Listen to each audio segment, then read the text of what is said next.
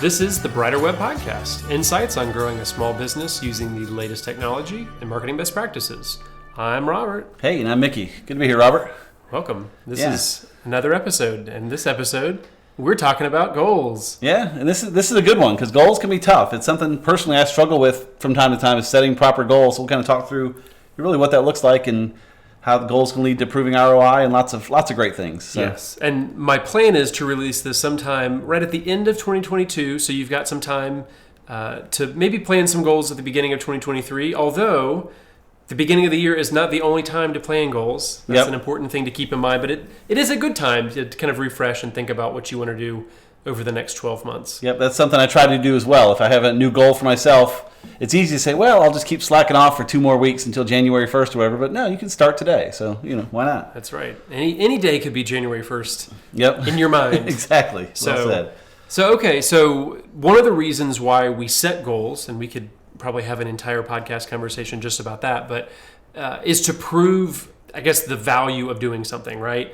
So return on investment is an important piece of the marketing puzzle, especially in business. So why is proving that ROI so difficult, and how is that connected to goal setting? Yeah, it can certainly be very difficult. The challenge often is following multiple visits all the way down the funnel. Like, for example, if you told me about this great company, I went and checked them out, and then it's, they seem kind of cool. I follow them on Facebook and see what they're doing, maybe listen to their podcast, and then a week later I Google them just to get to their site again, and I sign up. I'll say, great, we got a lead from SEO. Our SEO is killing it. And really, that's not what did it. It was you telling me, but it was also the Facebook, and they had a good podcast, and so many different things like that. It's like our CPA firm that we use. We saw him speak at a conference once years ago, and then started listening to his podcast, and he had a great podcast, and saw some of his blog posts, and then signed up for a little one-time workshop, and then listened to some more podcasts, and eventually Googled and probably signed up, and there's no way he can attribute that to any specific action he took. He can, but it would be wrong because it's kind of 10% each of 10 different activities, and it's really hard to attribute things properly like that. So what you're ultimately saying is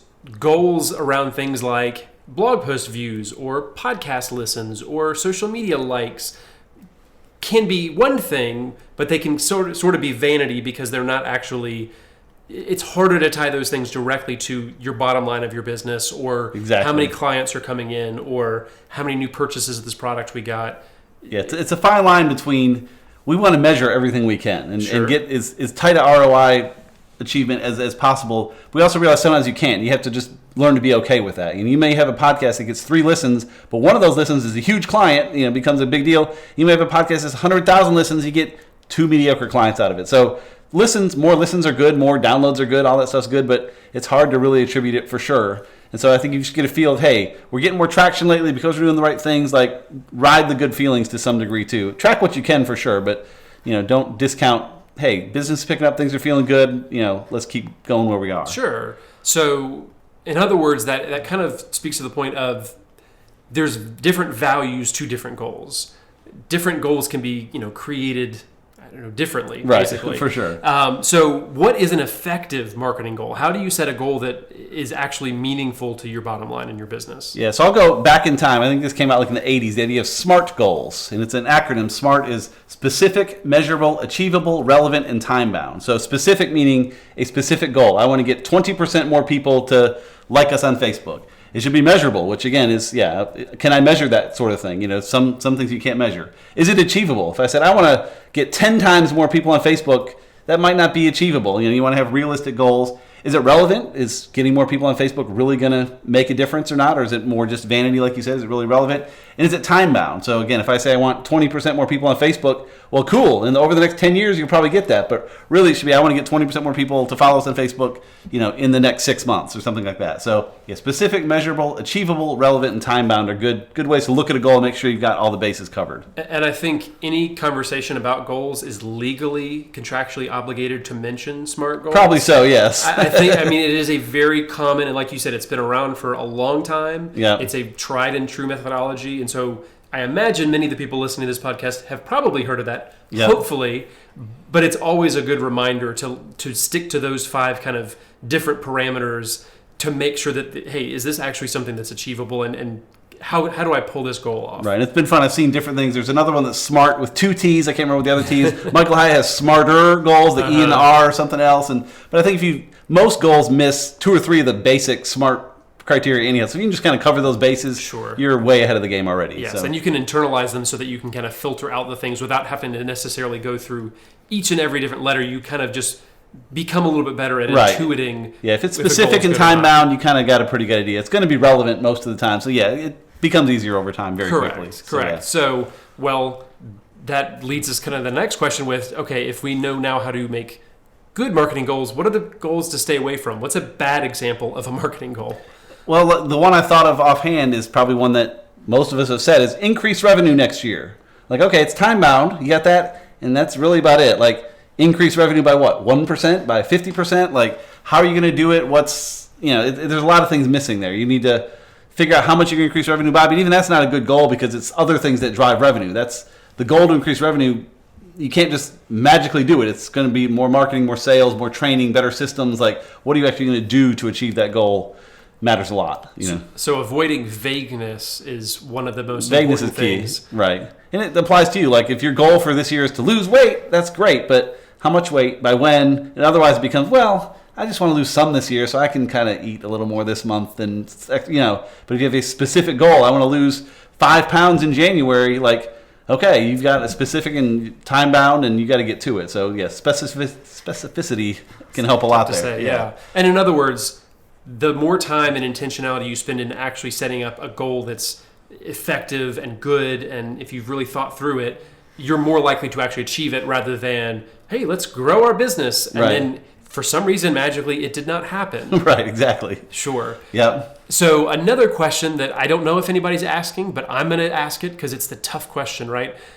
Should we set a certain number of goals? Is there a specific amount of goals that we should set? Is one enough every year? Should we be setting 100, or maybe somewhere in between? What's the right number of goals? Yeah, that's tough. I think smaller is better. If I had to pick a number, I'd say like 3. Like Allie and I look at like 3 main goals every quarter, but it's tough to define even what a goal is. Because, like, for example, if your main goal is related to your bottom line revenue, we want to get more profit in the company. That's our goal. Well, to do that, you kind of need more leads coming in. So, okay, our goal is to get more leads. Well, how are you getting more leads? Well, we need to do more outreach. How are we going to do more outreach? Well, we need to, it kind of goals lead to each other. So it can be tricky just to say this is one goal. So goals and tactics almost begin to overlap a little bit. But generally speaking, Allie and I have like 3 goals we go after each quarter, and then a list of tactics with each one of how we might achieve that goal. Okay. What are some things to do toward it? So you mentioned that you do that quarterly.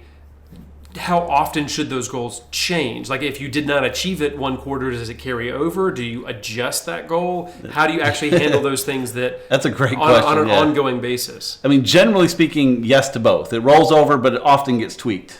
Sometimes it gets tweaked, sometimes it doesn't. Like, we had a very specific goal, with our revenue, and we didn't quite hit it, but we were getting closer. So our goal now, here's how we're going to get it this quarter, and we just kind of kept at it. Others, we do adjust a little bit, say, okay, that was way too big of a bite. We made great progress this year. We didn't come anywhere close to our goal, though, but I'm happy with the progress we made. So let's make a more reasonable one that will have another good increase in progress next year and go after that instead. So it varies so much. It's hard to pinpoint that one for sure.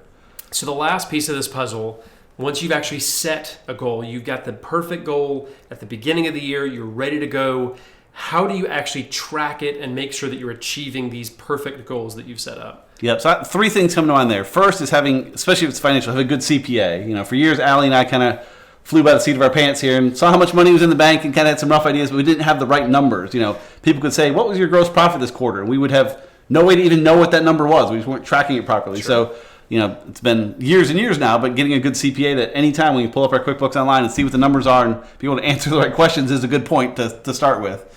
And then really it comes down to weekly and quarterly check-ins. So weekly, we have a scorecard we look at just towards some of our goals and toward other metrics. Like, okay, what did it look like this week? Which doesn't always matter too much on a bigger goal. I mean, weeks come and go, but we can kind of see like, why was last week so bad? Or why was last week so good? And we can kind of get some ideas to keep it on track along the way. And then again, we review every quarter. And that gives us a better picture where the weeks kind of flatten out across a quarter. Say, oh, it did rise, it did fall. We can kind of get an idea of what's going on there and really make sure things are moving in the right direction. The one maybe specific suggestion that I would add to that list, I thought that list was great and comprehensive, and you mentioned Michael Hyatt at some point in this conversation. He Many has conversations. When he's in general a good productivity and goals guy for to sure. look for, so a lot of resources there, but one specifically is the Full Focus Planner. Yep. And we may have mentioned that on previous episodes of this podcast. It's a tool that I've used in the past. I believe I've used it a you couple as well. times. Yeah, it's a quarterly planner. I think I've used it for 3 different quarters over time. Yes. And even now that I'm in different systems, I have most of that in Obsidian for my note taking. I have a lot of the lessons from the Full Focus Planner because it really did shape how I view a quarter and how I view goals and how I track things. And I would encourage everyone, even if you're a fully digital person, to go analog for a quarter and use the Full Focus Planner because it'll just kind of shape how you view how to attack things. Absolutely, and that's my exact experience as well. Is it's a nice physical, book that you're actually writing things down in, but even just the system that they use to what things you're setting every day and your to-do list and your quarterly overview and all of those pieces. I mean, they've poured a lot of time and energy into setting that up in the right way and keeping you focused so you have a very productive quarter and hopefully year and even beyond that. So I think they're fullfocusplanner.com, but we'll put it in the show notes. Absolutely, So we we'll will do there. that. Awesome. So, if you have been, thank you for listening to this episode of the Brighter Web Podcast, brought to you by GreenMellen, a digital marketing agency. To help your business keep up with the latest digital marketing trends, check us out at greenmellen.com. You can also find show notes and more episodes at abrighterweb.com.